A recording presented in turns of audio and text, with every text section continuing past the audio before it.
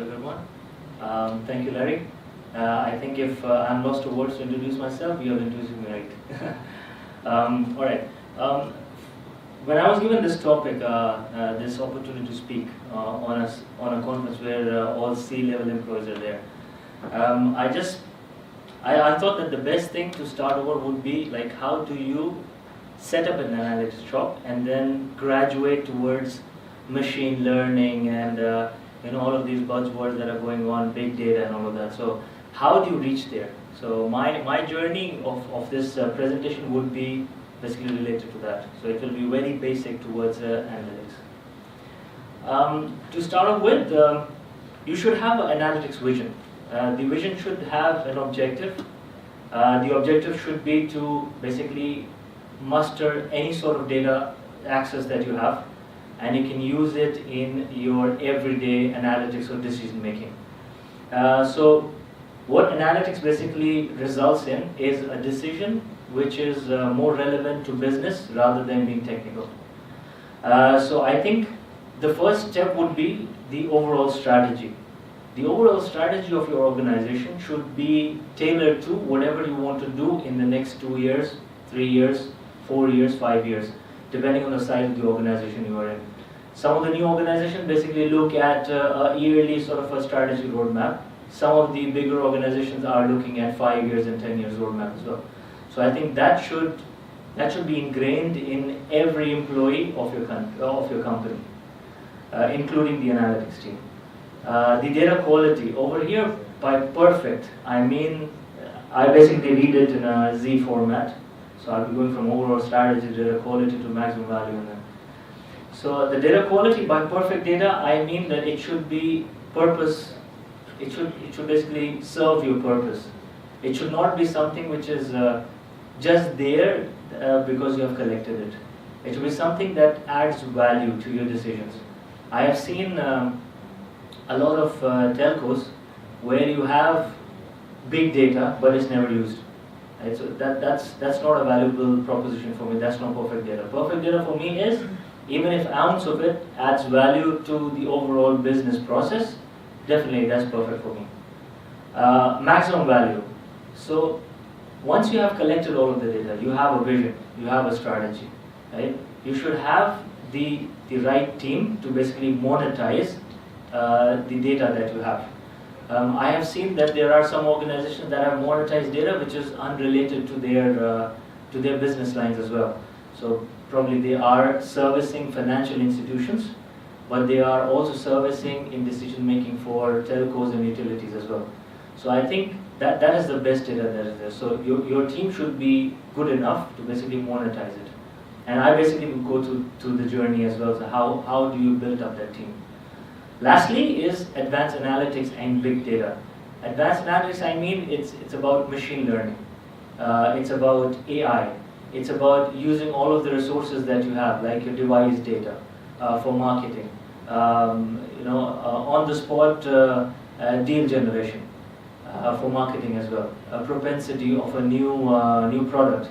So there are a lot of things going on right now in GCC, I would say.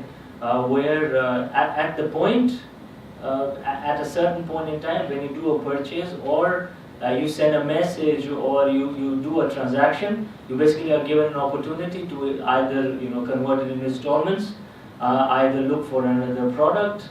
So it's basically how do you monetize your digital channels as well, right? So so advanced analytics is not only related to the data sources or the type of analytics that you do. It's basically based on how do you use it as well. It can be a very simplistic way.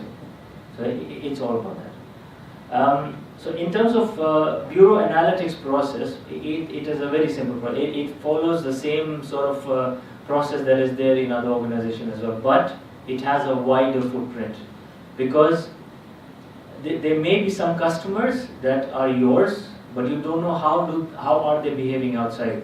They may be tied up with you because the salary is getting transferred to you.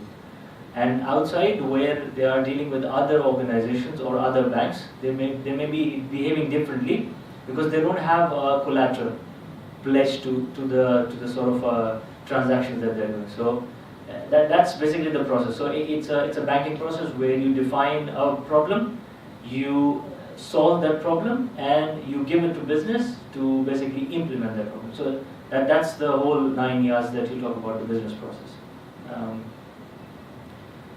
Coming to the enablers of data analytics. So the first thing is people and processes. People, I say, because right now there's a very, there's an understanding with people where everybody is calling themselves data scientists, right? That's the problem. So we should know the difference between a data engineer and a data scientist. So, the 4 stages of the graduation towards prescriptive analytics is you start off with knowing what you have. That is the job of a data analyst, a data engineer or analyst. And then you basically graduate into the data science realm where it's more about predictive analytics, more about optimization. There are problems that you have to solve, but you cannot solve it through descriptive means or very static means, where post data basically is a reflection of what will happen to you in the future, right? So that's one thing. You should have very tight processes around it as well, because anybody can say whatever, right? But then it should basically add business value. I remember in a class that I was in where I was learning about AI, they showed a snow and there was a black mark in there, and the AI algorithm was saying it's a dog. It was just either it was snow or it was the black mark. It was considering it as a dog because it was a lookalike as a dog. So AI can also do mistakes, right? So there's a lot of back testing that has to be done. So there are a lot of processes that basically should be governing the process of analytics that you're doing, or the level of analytics that you're doing. That's very important. There should be exploration and mining tools. So these are like the SPSS, SAS of the world, basically. So you should not be looking at solving a huge problem with an Excel sheet, right? I know Excel sheet can do wonders, but then if you want to go into this sort of a realm of decision making or decision making at the point, then you need some exploration tool which is purpose built for these sort of analytics. And then there are visualization tools. Now I see that the visualization tools are also getting into this realm of exploration and all, but they're not the statistical tools that I'm talking about. These are the Power BI or the MicroStrategies of the world, where you get glossy dashboards where you can see the business impacts directly in front of you on a click of a button. So these are the 3 pillars that I would say for enabling your analytics need. Coming to the analytics life cycle or capability or 4 stages, this is the Gartner graph that I show you. So you basically start from descriptive analytics, like what do I have, right? How does it look like? Then you get into the diagnostic. How did it get there? Adding more meat to the bones, basically saying that, okay, if I have a problem, where does the problem arise from? The third one is predictive analytics. So once you know and you're aware that how the problem got into in the first place, you basically look at predictive analytics, where you optimize a certain problem and say, what is the probability of this problem coming again? Right? So that's moving from a sort of a reactive mode to a more proactive mode. The last one is the prescriptive analytics. Prescriptive analytics is basically an amalgam of all of the 3. So you basically identify the problem, you identify the probability of the problem coming to basically revealing itself, and then you find out an optimized way of how to efficiently solve that problem. So I think the best example over here would be Google Maps.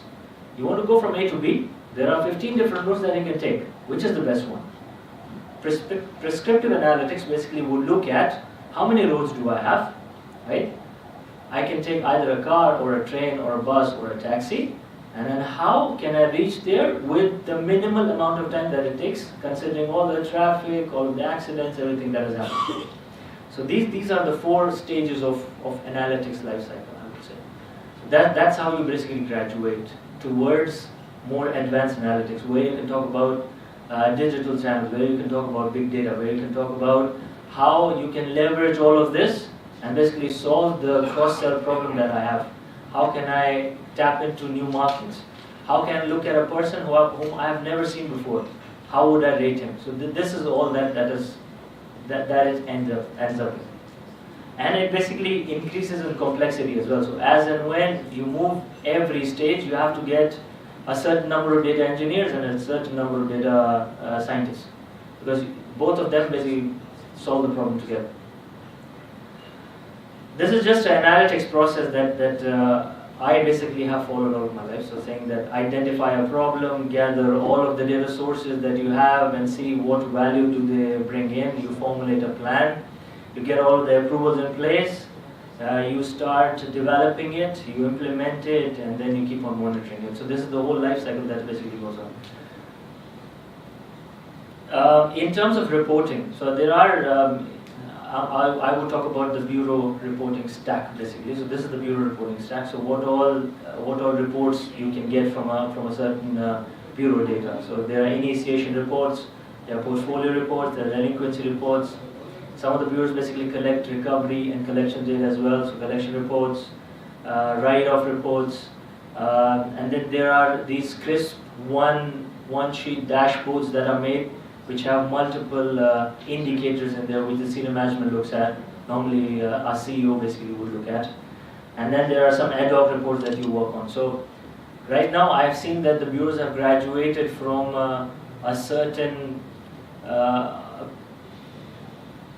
would say retro sort of a reporting to a more proactive reporting, where they basically are extending analytics services to banks and their subscribers, where they're solving these problems out as well.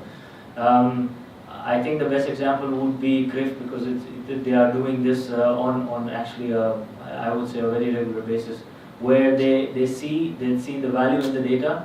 They know the subscriber that they are in touch with, and they basically go and get this problem solved on a ad hoc basis, and it can be sort of an activity which is extended as well. So these are all of the reports that you can build. Coming to the main problem that we have, the skill set. So for me, there are 5 basic necessities that a data scientist should have, because the landscape has changed. Now, a data scientist is not technical; he's a business expert as well. So he should know how a certain problem would impact me if I'm looking at it from a certain technique, and if I would have looked at it from a different technique, how would I have solved the problem in a better sort of optimization way. So first thing, I think first thing is business acumen. The data scientist should know that how a certain business problem can be solved and what is the senior management asking for. Right? Second one is creativity, because there's a lot of creativity involved. There are traditional methodologies which you can adopt, and there are some new methodologies that you can adopt, and they can basically reduce the time by 2, directly into half. Critical thinking. It basically feeds into the business acumen as well. So he should be able to critically think and evaluate the information as possible for the decision or not. Communication skills. I think the worst problem that we have is the communication skills with the data scientists. So they basically are talking in gibberish, and you guys are listening it in sort of a broken English. So this is the problem. So the data scientist should be able to tell in clear business terms what is the guy trying to do in the first place. So that is the main problem that we have. So that's why you end up having a sort of a China wall between the senior management and the data scientists. But they're not able to express themselves properly. They will always talk about estimates, they will talk about alphas and beta, they will talk about distributions. And the senior manager basically would be saying, okay, how certain distribution helps me. So that's basically the translation that should happen. And lastly is the most important one, the analytical skills. So nowadays, the descriptive analytics does not work anymore. So I know people who basically have worked in the field of descriptive analytics for a long time, and they have been doing that, but now they're graduating into AI and machine learning and basically deep learning, DEEP, where basically you go into the data and you see what all trends you can make. Right? There are some things which you cannot perceive, but the machine by looking at the interactions that are there in the data and they are relevant, it gives you very, I would say, very powerful variables that can deal with a certain problem in a very efficient way. So I think analytical skills are more important. One use case that I would have about big data, because I think now is the right time to talk about the big data, is that once you basically are into you basically have incorporated all of these stages into your analytics life cycle, then you basically are ready for big data. And what does big data do? Big data can be anything. I thought that I did not work with big data when I joined the bureau, but on reflecting, self-reflection, I found out that I was always working with big data, because the banks that I worked in had multiple brokers, they had multiple branches, they had multiple customers who were using multiple devices, and I was using all of this data to basically build scorecards, build marketing scorecards, build collection scorecards. So I think, on thinking about it more, I understood that I have always been associated with big data. And with joining the bureau, I have associated myself with data lakes. So now these data lakes are basically from anything. They can be from telcos, from utilities. So now within the data, you have boundaries of functions. Like there are financial institutions, there are utilities, there are telcos data. So now the big data is, I think, now small data. Now you have data lakes. So now these things are getting even more into the realm of data lakes, where you have multiple platforms, you have multiple systems, you integrate them into a certain analytical process, and you use everything, every inch of data that you have to make the